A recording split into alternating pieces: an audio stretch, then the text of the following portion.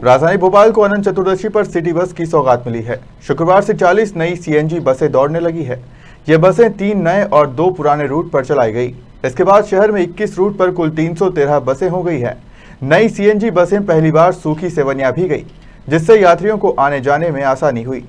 शुक्रवार को चिकित्सा शिक्षा मंत्री विश्वास सारंग, महापौर मालती रॉय, विधायक रामेश्वर शर्मा, नगर निगम अध्यक्ष किशन सूर्यवंशी ने बसों को हरी झंडी दिखाई। एमआईसी मेंबर मनोज राठौर, रविंद्र यति समेत क्षेत्र के पार्षद मौजूद थे। अमृत योजना के अंतर्गत भोपाल शहर के रहवासियों की सुविधा एवं पर्यावरण अनुकूलता के चलते 300 नई सीएनजी बसें मंजूर की गई है। पहले चरण में 40 बसें आ गई है, जिनका संचालन शुक्रवार से शुरू हो गया है। बसों की शुरुआत से पहले महापौर रॉय ने पूजा की, वहीं ड्राइवर को भी तिलक लगाया। इसके बाद मंत्री, महापौर, विधायक समेत अन्य ने बसों में सवारी भी की। अपने इस कार्य को ग्रहण करें और आगे भी बढ़ाएं। आज दिन बहुत अच्छा अनंत चतुर्दशी का दिन है। आप सभी को अनंत चतुर्दशी की बहुत बहुत शुभकामनाएं। गणपति भगवान की हमने पूजा की, गणपति को स्थापित किया।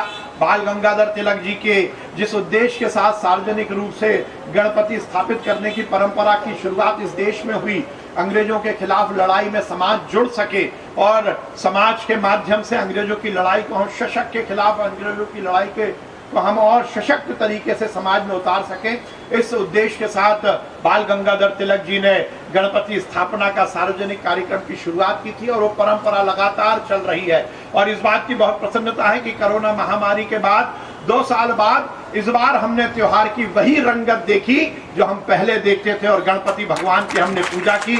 आज अनंत चतुर्दशी है। गणपति जी को हम आज विदा करेंगे संकल्प के साथ, इस भाव और इस भावना के साथ कि उनकी अनुकंपा हम पर बनी रहे, उनका आशीर्वाद हम पर बना रहे। और ये बहुत ही सौभाग्य का दिन है, बहुत अच्छा दिन है कि आज ही एमआईसी के हमारे सभी सदस्य आज कार्यभार ग्रहण कर रहे हैं। तो गणपति के दिन ही कार्यभार ग्रहण हुआ है, इसलिए मैं सभी एमआईसी सदस्यों को बहुत बधाई देता हूँ।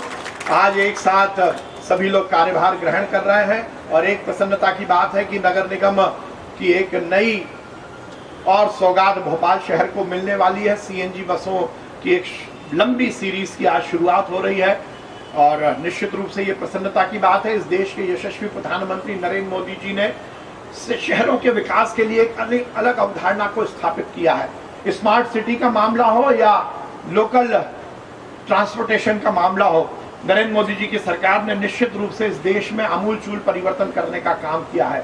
और उसी मंतव्य को आगे बढ़ाते हुए इस मध्य प्रदेश के यशस्वी मुख्यमंत्री शिवराज सिंह चौहान जी ने शहरी विकास के लिए एक नई अवधारणा को स्थापित किया है। और इसीलिए यहाँ पर रामेश्वर शर्मा जी बैठे हुए, कृष्णा जी बाहर हैं तो वो आज कार्यक्रम में नहीं आई है। इस भोपाल के सब विधायक इस बात से इत्तेफाक रखते होंगे कि पहली बार शहरों के विकास के लिए किसी मुख्यमंत्री ने अलग मद की स्थापना की, मुख्यमंत्री अधोसंरचना विकास। हमारे विकलांग साथियों के बैठने के लिए, यात्रियों के लिए पूरी तरह नगर निगम सुविधा देकर और उनकी सीट आरक्षित करेगा। और मेरे यहाँ जितने ड्राइवर भाई बैठे हुए हैं, कंडक्टर भाई बैठे हुए हैं या बसों में हैं, उनसे मेरा ये आग्रह है कि जब हम बस को चलाएं, सड़क पर लेकर आए तो हम ये सोचकर ना चलाएं कि ये नगर निगम की बस है। हम यदि ये सोचेंगे कि ये हमारी बस है और इस बस के माध्यम से हमें नगर निगम को फायदा पहुंचाना है, तो निश्चित ही उस बस के माध्यम से सुरक्षा भी मिलेगी और सहयोग भी मिलेगा। आप बस के अंदर भी सुरक्षा देने के लिए कंडक्टर की बहुत अहम भूमिका रहती है। यदि हमारे यात्री बस के अंदर आते हैं तो हम उनको ससम्मान बिठा लें और उसके बाद उनकी टिकट की बात करें। कई बार ऐसा होता है कि हमारी बहनें खड़ी रहती हैं और उन बसों पर जो बहनों के लिए आरक्षित सीट रहती है उसमें हमारे भाई बैठे रहते हैं, तो हम उनको आग्रह पूर्वक बहनों को सीट पर बैठने का निवेदन करें। कंडक्टर के बर्ताव से, उनके आचरण से भी नगर निगम में बसों में जो यात्री सवारी करेंगे, यात्रा करेंगे, तो निश्चित ही वो प्रसन्न होंगे और उनको एक माहौल मिलेगा कि नगर निगम की जो बस चल रही है वो यात्रियों को और बड़ी मांग भोपाल की थी। अगर हम लोग अतीत में जाएं तो इस पर विचार कर सकते हैं कि एक राजा साहब का राज आया था मध्य प्रदेश में, और वो राजा साहब ने धीरे धीरे परिवहन विभाग को बंद किया। तो परिवहन विभाग बंद हुआ तो परिवहन बंद हो गया, तो बसें टोटल बंद हो गई। 4-6 साल इसकी लगातार लड़ाई चली। फिर धीरे धीरे परिवहन को 2 भागों में बांटा गया, एक शहरी और एक ग्रामीण।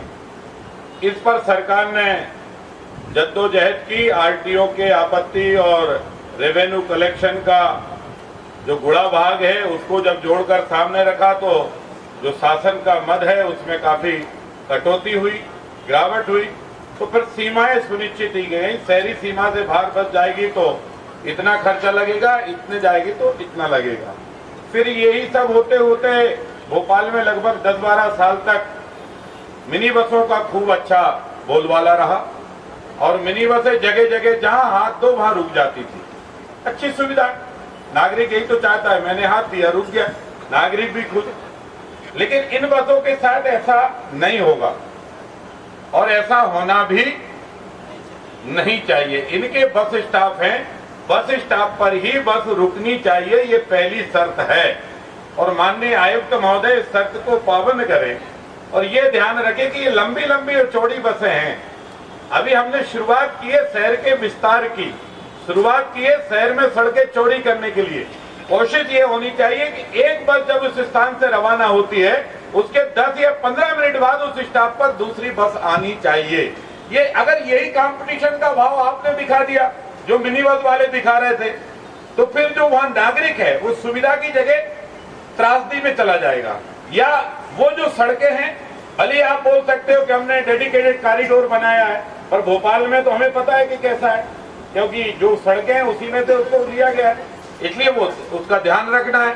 तो बस ऑपरेटरों को इस बात का ध्यान रखना है। दूसरे मैं चाहता हूं कि आप सब लोग भोपाल में सिटी बसों में एक दिन में करीब 1.25 लाख यात्री सफर करते हैं। किराए के रूप में उन्हें न्यूनतम 7 और अधिकतम 42 रुपए लगते हैं। सभी बसों में जीपीएस ट्रैकिंग सिस्टम और कैमरे लगे हैं। अब तक भोपाल के 18 रूटों पर अभी तक कुल 273 बसें चलती है। भोपाल से उमेश यादव की रिपोर्ट।